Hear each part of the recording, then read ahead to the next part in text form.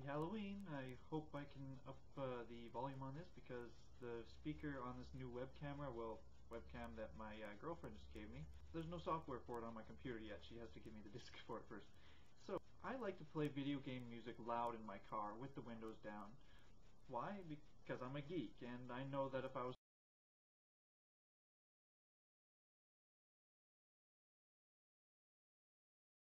walking down the street and randomly heard some old school Nintendo music or Super Nintendo music or some of the brilliantly beautiful and driving game soundtracks like from Shadow of the Colossus or Nier coming out of a car driving by, I would have a little geekgasm and feel uplifted and positive for the rest of the day and be less likely to fall into a sour mood by things that'll probably piss me off for the rest of the day.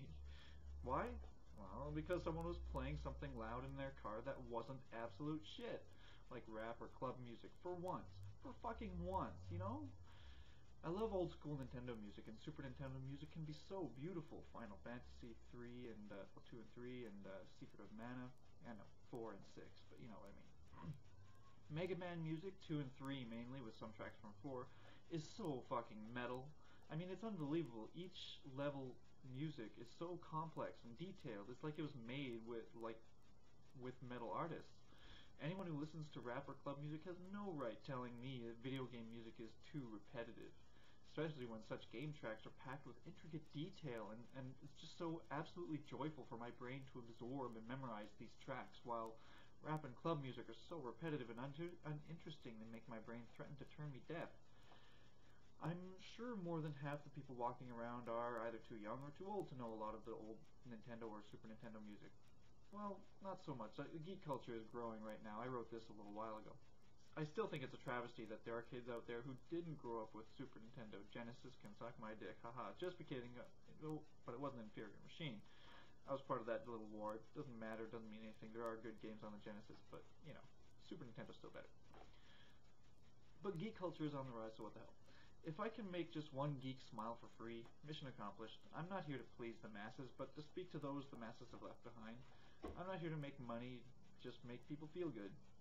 I make nothing for my work besides the few cents I get from selling my prints at my DeviantArt gallery, which is limegreensquid, and there's I'll probably post write the link here. If you like sexy pinups, cute, empowering pinups of plus-size women, and some atheism-themed work, that's my only plug. Growing up, I'd always seen those cars with the boom boxes so loud that the neighborhood rumbles, secretly envious, but always wishing those cars would just shatter under the sound of all that bass. Some of them sounded on the verge of that anyway, especially since all they ever play is ugly-sounding gangsta rap or club music and absolute talentless shit like that. Then one day I was walking and a car drove by listening to White Zombie, the Astro Creep album, 2000. The very first CD I ever owned. I owned cassette tapes before that, but not of that album. And they weren't even playing the overplayed popular songs, like More Human Than Human, which always sounded more like rap to me, and I was never impressed with the cheap sex sounds at the beginning. And Supercharger Heaven, which was the other song on that album that I considered to be the weakest. I didn't enjoy it, least interesting, very boring. I'd always wondered for a long time why my favorite metal bands at the time always chose to release the worst sounding songs from their albums, like White Zombie releasing those annoying songs, Supercharger Heaven and More Human Than Human, instead of the Electric Heads Part 1 and 2, or Grease Paint and Monkey Brains, or even Blood, Milk and Sky. I mean, what the fuck are you thinking? And Rob Zombie, when he goes up on his own, releasing Dragula and Living Dead Girl instead of Super Beast and Return of the Phantom Stranger? I mean, come on. Or Pantera releasing the boring tracks 5 Minutes Alone and Broken instead of the musically superior tracks Becoming or Shedding Skin or Hard Lines and Broken Cheeks, for goddamn sake. But I digress.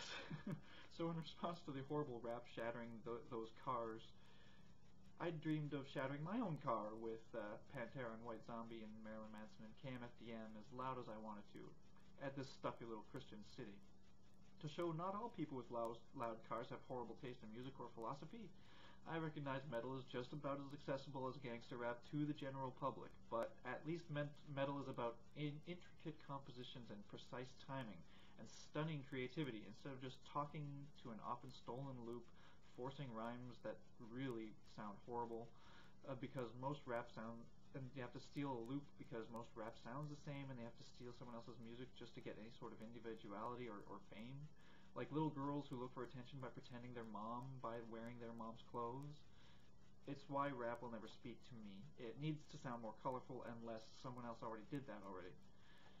I especially wanted to play Marilyn Manson loud on Friday nights at the center of town, where members of one of the more fundamental churches, Potter's House if I remember correctly, maybe one of the others, pollute the sidewalk with their signs about everyone not being right about without Jesus, spouting their hateful religious catchphrases and generally assaulting the public with mind pollution jam-packed with viral delusions. Well, what else do you expect from those who sell on the street corners but pollution and viruses? In fact, there's this one song called Worship Me by Excessive Force, an old side project of some of the members of KMFDM, sung by the lead singer of My Life with the Thrill Kill Cult, which has lyrics such as, "Whose God is whose? Whose God, for God's sake? Which God is real? I am God, I am God. Worship me, I am the real God," and stuff like that. "I'll make you all burn in hell, hell." And I think it would be hilarious to crank that on a Sunday morning too. Anyway, now since Holywood, there's the classic "I'm not a slave to a God that doesn't exist" from Marilyn Manson's Fight song, but originally I grew up on "I went to God just to see, and I was looking at me, saw heaven and hell were lies." And those lyrics gave me hope of finding others who may actually think like me until I was able to find them, because sometimes it seemed like even those who didn't want to be Christians still believed in a devil and a God. It just didn't make sense to me. I always thought they were both lies. And turns out they are. Not everybody wants to agree.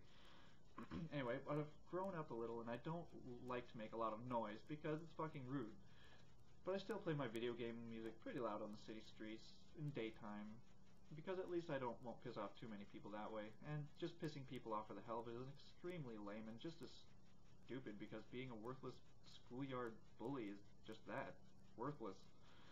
And at the same time, it might make a lonely geek like me realize there's hope for fans of actual music after all, and if they look up and see my evolved fish eating a Jesus fish Reality Bites bumper ornament, hopefully some people might find some solidarity in that too. Giving them hope that they might finally find someone like-minded who isn't all the way across the world. Someone followed me in a car just to ask me where I bought that ornament because he wanted one too. Hope, kids. Real hope for humanity. In this church town, that is amazing. Anyway, but it's still fun to crank up some of my metal and KMFDM. They're really good bands that play things even normal people could recognize as beautiful or pumping or moving music. And of course, the video game music from all the way from the old Nintendo to Skyrim, basically. I like to be moved by music, even if it's sadness. I don't care what feeling, as long as I can feel it and it's not repetitive and boring.